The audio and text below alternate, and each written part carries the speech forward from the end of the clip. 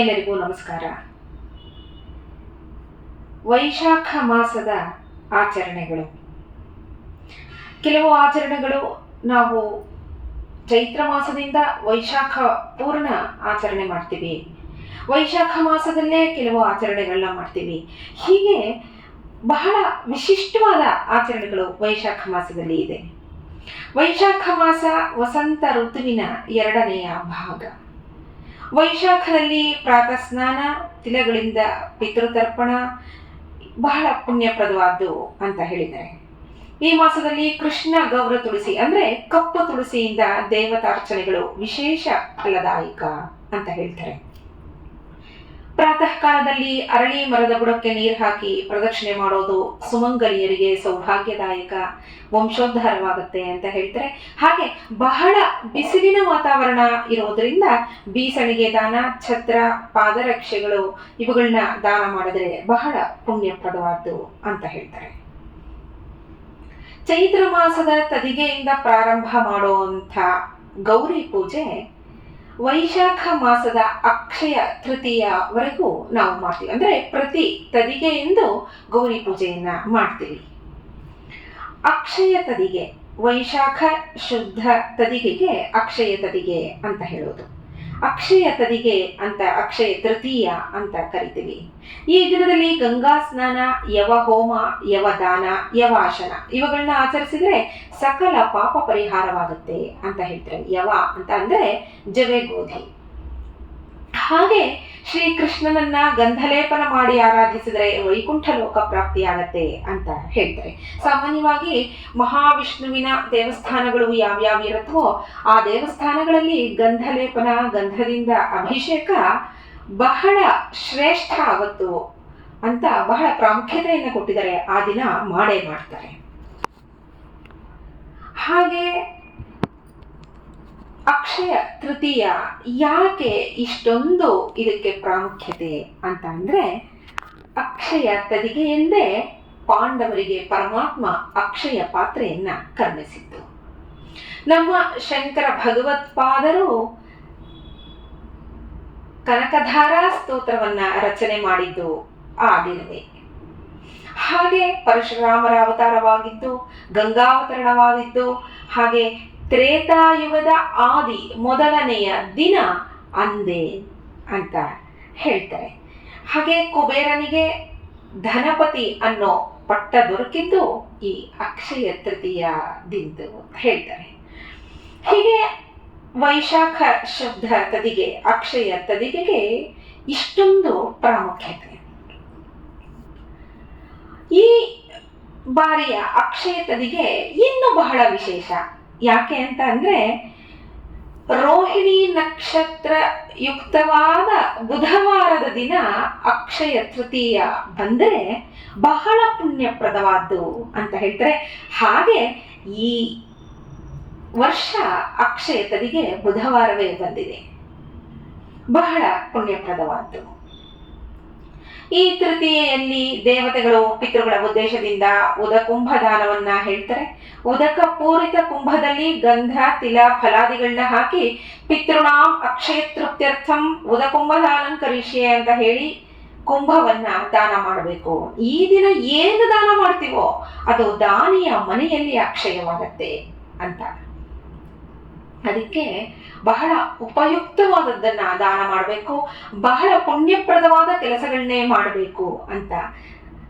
ಎಲ್ಲರಿಗೂ ಒಳ್ಳೆಯದು ಅಕ್ಷಯವಾಗ್ಲಿ ಅನ್ನೋದು ಮನಸ್ಸಿನಲ್ಲಿರುತ್ತೆ ಅಲ್ವಾ? ಅದರಿಂದ ಒಳ್ಳೆಯ ಕೆಲಸಗಳನ್ನೇ ಮಾಡೋಣ, ಅದು ಅಕ್ಷಯವಾಗಿ ನಮ್ಮಲ್ಲಿ ಸಾತ್ವಿಕತೆ ಹೆಚ್ಚು ಹೆಚ್ಚು ಅಕ್ಷಯವಾಗ್ಲಿ ಅಂತ. ಇನ್ನು ಪ್ರತಿಯೊಂದು ಆಚರಣೆಯನ್ನು ಒಂದು ವ್ರತ ಅಂತ ಭಾವಿಸೋ ನಾವು ಈ ತದಿಗೆಯನ್ನು ಒಂದು ವ್ರತಾಚರಣೆ ಅಂತ ಅಂದ್ರೆ ಅದರ ವಿಧಾನ ಹೇಗೆ ಅಂತ ತಿಳ್ಕೊಳ್ಳೋಣ. ಇದು ವರ್ಷದ 3 ಪುಣ್ಯ ಮುಹೂರ್ತಗಳಲ್ಲಿ ಒಂದಾಗಿದೆ. ನೂತನ ಕಾರ್ಯಗಳನ್ನ ಪ್ರಾರಂಭಿಸೋಕೆ ಒಳ್ಳೆಯ ದಿನವೂ ಹೌದು. ರೈತರು ಉಳಿಮೆ ಕಾರ್ಯಗಳಿಗೆ ಈ ದಿನವನ್ನ ಬಹಳ ಶ್ರೇಷ್ಠ ಅಂತ ಭಾವಿಸ್ತಾರೆ. ಹಾಗೆ ಪರಶುರಾಮರು ಜನ್ಮ ತಾಳಿದ್ದು ಈ ದಿನವೇ. ಅದರಿಂದ ಕೆಟ್ಟ ಭಾವನೆಗಳನ್ನ, ಆಲೋಚನೆಗಳನ್ನ ಹೊಂದಿರೋ ಅಂಥವರ ನಾಶವಾಗಲಿ, ಸನಾತನ ಧರ್ಮ ಹಾಗೆ ನಮ್ಮ ಸಂಸ್ಕೃತಿ ಅಕ್ಷಯವಾಗಲಿ ಅಂತ. ಈ ದಿನ ಮೊದಲೇ ಹೇಳಿದ ಹಾಗೆ ಸ್ನಾನ, ದಾನ, ಜಪ, ತಪ, ವ್ರತಗಳು ಕರ್ತೃವಿಗೆ ಅಂದ್ರೆ ಯಾರು ಮಾಡ್ತಾನೋ ಆ ಕರ್ತೃವಿಗೆ ಅಕ್ಷಯ ಫಲವನ್ನ ಕೊಡುವಂಥದ್ದಾಗಿದೆ. ಪೂರ್ವಾಹ್ನದಲ್ಲಿ ತದಿಗೆ ಇರಬೇಕು. ಮುಂಜಾನೆ ಸ್ನಾನಾದಿಗಳನ್ನ, ನಿತ್ಯ ಕರ್ಮಗಳನ್ನ ನಿರ್ವರ್ತಿಸಿ ಶ್ರೀ ಲಕ್ಷ್ಮೀನಾರಾಯಣ ದರ್ಶನ ಮತ್ತೆ ಪೂಜಾದಿಗಳನ್ನ ಮಾಡಬೇಕು. ಪಾತ್ರರಾದವರನ್ನ ಆಹ್ವಾನಿಸಿ ಅವರಿಗೆ ಉದಕಲಶ, ವಸ್ತ್ರ, ಕೊಡೆ, ಪೀಸಣಿಗೆ, ಬೆಲ್ಲ, ದಕ್ಷಿಣೆ ಮೊದಲಾದವುಗಳನ್ನ ದಾನ ಮಾಡಿದ್ರೆ ಬಹಳ ಪುಣ್ಯಪ್ರದ ಅಂತ ಹೇಳ್ತಾರೆ. ಹಾಗೆ ಎಲ್ಲರಿಗೂ ಪಾನಕ, ಕೋಸಂಬರಿ, ರಸಾಯನ ಮುಂತಾದವುಗಳನ್ನ ಹಂಚಬೇಕು ಅಂತ. ಏನೇ ದಾನ ಮಾಡಿದ್ರು ನಾವು ಏನು ತಿಂತೀವಿ, ಏನು ಕುಡಿತೀವಿ ಅದರಲ್ಲಿ ಒಂದಷ್ಟು ದಿನವೂ ದಾನ ಮಾಡಬೇಕು. ಆ ದಾನಕ್ಕೆ ಬಹಳ ಪ್ರಾಮುಖ್ಯತೆ ಇದೆ, ಅದು ಬಹಳ ಶ್ರೇಷ್ಠ ಅಂತಾನೆ ಹೇಳ್ಬೋದು. ಉದಕುಂಭ ದಾನವನ್ನ ದೇವತೋದ್ದೇಶ್ಯ ಹಾಗೆ ಪಿತೃ ಉದ್ದೇಶವಾಗಿಯೂ ಮಾಡಬೇಕು. ಶ್ರೀ ಪರಮೇಶ್ವರ ಪ್ರೀತಿ ದ್ವಾರ ಉದಕುಂಭದಾನಂ ಕಲ್ಪೋಕ್ತ ಫಲಾವಾಪ್ತ್ಯರ್ಥಂ ಬ್ರಾಹ್ಮಣಾಯ ಉದಕುಂಭದಾನಂ ಕರಿಷ್ಯೆ ಅಂತ ಸಂಕಲ್ಪ ಮಾಡಿ ಗಂಧ, ಫಲ, ಯವಾದಿಗಳಿಂದ ಯುಕ್ತವಾದ ಕಲಶವನ್ನ ದಾನವನ್ನ ಮಾಡಬೇಕು ಅಂತ ಹೇಳ್ತಾರೆ. ಉದಕುಂಭದಲ್ಲಿ ಗಂಧ, ತಿಲ, ಫಲಾದಿಗಳನ್ನ ಹಾಕಬೇಕು. ಏಷ ಧರ್ಮ ಘಟೋ ದತ್ತೋ ಬ್ರಹ್ಮ ವಿಷ್ಣು ಶಿವಾತ್ಮಕಂ ಅಸ್ಯ ಪ್ರಧಾನ ತೃಪ್ತಿಯಂತೋ ಪಿತರೋಪಿ ಪಿತಾಮಹಾಃ ಗಂಧೋದಕ ತಿಲೈರ್ಮಿಶ್ರಂ ಸ್ನಾನಂ ಕುಂಭಂ ಫಲಾನ್ವಿತಂ ಪಿತೃಭ್ಯ ಸಂಪ್ರದಾಸ್ಯಾಮಿ ಅಕ್ಷಯಂ ಪ್ರತಿಷ್ಠತು. ಈ ಮಂತ್ರವನ್ನ ಹೇಳಿ ಕುಂಭದಾನ ಮಾಡಬೇಕು ಅಂತ ಹೇಳ್ತಾರೆ. ಅಕ್ಷಯ ತದಿಗೆಯ ಪ್ರಧಾನವಾದ ಆಚರಣೆ ಈ ಉದಕ ಕುಂಭದಾನ.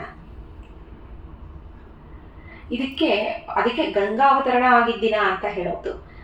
ಈ ಉದಕ ತುಂಬಿದ ಒಂದು ಕಲಶವನ್ನ ದಾನ ಮಾಡೋದಿಕ್ಕೆ ಅಷ್ಟೊಂದು ಪ್ರಾಶಸ್ತ್ಯ ಇದೆ. ಹಾಗೆ ಇನ್ನು ಮನೆಯಲ್ಲಿ ಅರ್ಘ್ಯವನ್ನ ಕೊಡುವಂಥ ಸಂಪ್ರದಾಯವನ್ನ ಇಟ್ಕೊಂಡಿರೋರು ಮೊದಲೇ ಹೇಳಿದ ಹಾಗೆ ಪರಶುರಾಮ ಜಯಂತಿ ಆಗಿರೋದ್ರಿಂದ, ಪರಮಾತ್ಮನ ಅವತಾರವೇ ಪರಶುರಾಮರಾಗಿರೋದ್ರಿಂದ ಜಮದಗ್ನಿ ಸುತೆ ವೀರ ಕ್ಷತ್ರಿಯಾಂತಕ ಪ್ರಭೋ ಗೃಹಾಣಾರ್ಘ್ಯಂ ಮಯಾ ದತ್ತಂ ಕೃಪಯಾ ಪರಮೇಶ್ವರ ಅನ್ನೋ ಮಂತ್ರವನ್ನ ಹೇಳಿ ಪರಶುರಾಮರಿಗೆ ಅರ್ಘ್ಯವನ್ನ ಕೊಡಬೇಕು ಅಂತ ಹೇಳ್ತಾರೆ. ಇವಿಷ್ಟು ಆಚರಣೆಗಳು ಸಾಮಾನ್ಯವಾಗಿ ಎಲ್ಲರೂ ನಡೆಸ್ಕೊಂಡು ಬರುವಂತಹ ಆಚರಣೆಗಳು. ಬಹಳ ಕಷ್ಟ ಅನ್ನೋದು ಏನೂ ಇಲ್ಲ, ಬಹಳ ಪುಣ್ಯಪ್ರದವಾದ್ದು. ಯಾಕೆಂದ್ರೆ ನಾವು ದಿನನಿತ್ಯ ಏನೇನು ಮಾಡಬೇಕು, ಸತ್ಕಾರ್ಯಗಳನ್ನ ಹೇಗೆ ಮಾಡಬೇಕು, ಏನೇ ಮಾಡಬೇಕು ಅದನ್ನ ಹೆಚ್ಚೆಚ್ಚು ಮಾಡಿ ಇನ್ನು ಹೆಚ್ಚು ಫಲವನ್ನ ಪಡ್ಕೋಬೇಕು ಅನ್ನೋ ಆಸ್ಥೆ ಎಲ್ಲರಲ್ಲೂ ಇರಬೇಕು. ಅದಕ್ಕೆ ಈ ರೀತಿಯ ಹಬ್ಬಗಳು ನಮ್ಮನ್ನ ಪ್ರಚೋದನೆ ಮಾಡ್ತಾ ಹೋಗುತ್ತವೆ. ಆ ರೀತಿಯ ಹಬ್ಬಗಳಲ್ಲಿ ಈ ಅಕ್ಷಯ ತೃತೀಯ ಬಹಳ ಮುಖ್ಯವಾದದ್ದು. ಚಿನ್ನ ಕೊಂಡ್ಕೋತೀವಿ, ಬೀರುಲಿ ಭದ್ರವಾಗಿ ಇಟ್ಕೋತೀವಿ. ದಾನ ಮಾಡ್ತೀವ ಚಿನ್ನನ? ಇಲ್ಲ. ದಾನ ಮಾಡಿದ್ದೇ ಅಕ್ಷಯ ಆಗೋದು. ದಾನ ಮಾಡದಲೇ ಇರೋದನ್ನ ಕೆಲಸ ಯಾಕೆ ಮಾಡಬೇಕು?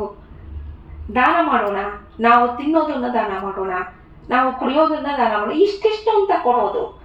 ಆ ದಾನಗಳಿಗೆ ಬಹಳ ಪ್ರಾಮುಖ್ಯತೆಯನ್ನ ಇದು ನಮಗೆ ತೋರಿಸ್ಕೊಡುತ್ತೆ. ಅದರಿಂದ ಅಕ್ಷಯ ತೃತೀಯ ಈ ಸತ್ಕಾರ್ಯಗಳನ್ನ ಮಾಡಿ ಅಕ್ಷಯವಾದ ಪುಣ್ಯವನ್ನ ಪಡ್ಕೊಳ್ಳೋಕೆ ಸಹಾಯವನ್ನ ಮಾಡಲಿ. ಹಾಗೆ ಎಲ್ಲರಿಗೂ ಆ ಪ್ರಚೋದನೆಯನ್ನು ನೀಡಲಿ, ಮನಸ್ಸನ್ನ ಕೊಡ್ಲಿ ಅಂತ ಭಗವಂತನಲ್ಲಿ ಪ್ರಾರ್ಥನೆ ಮಾಡ್ತಾ ಎಲ್ಲರಿಗೂ ಭಗವಂತ ಒಳ್ಳೇದು ಮಾಡಲಿ ಅಂತ ಕೇಳ್ಕೊತೀನಿ. ಎಲ್ಲರಿಗೂ ನಮಸ್ಕಾರ.